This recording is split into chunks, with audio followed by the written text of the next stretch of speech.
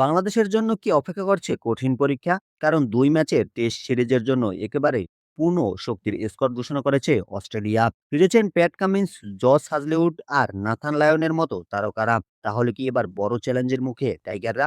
চলুন জেনে নেওয়া যাক। ক্রিকেট ভক্তদের জন্য এসেছে বড় খবর। বাংলাদেশের বিপক্ষে আসন্ন ২ ম্যাচের টেস্ট সিরিজের জন্য ১৩ সদস্যের শক্তিশালী স্কোয়াড ঘোষণা করেছে অস্ট্রেলিয়া। দলে ফিরেছেন অধিনায়ক প্যাট কামিন্স, অভিজ্ঞ পেসার জস হাজলেউড এবং কিংবদন্তি স্পিনার নাথান লায়ন। তাদের ফেরায় অস্ট্রেলিয়ার বোলিং আক্রমণ আরও ভয়ঙ্কর হয়ে উঠেছে। কিন্তু এখানেই শেষ নয়।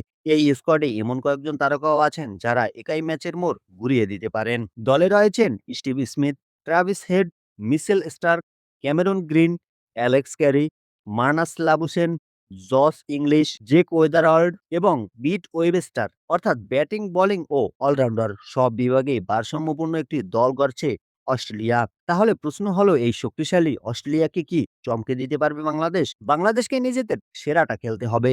বিশেষ করে ব্যাটারদের দায়িত্ব থাকবে বড় ইনিংস খেলার, আর বোলারদের কাজে লাগাতে হবে ঘরের মাঠের মতো কন্ডিশনের অভিজ্ঞতা। ক্রিকেটে শেষ কথা মাঠেই হয়, তাই লড়াই যে জমজমাট হবে সেটাই বলা যায়।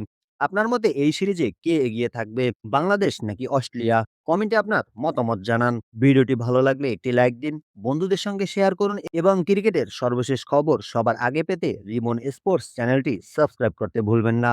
ধন্যবাদ।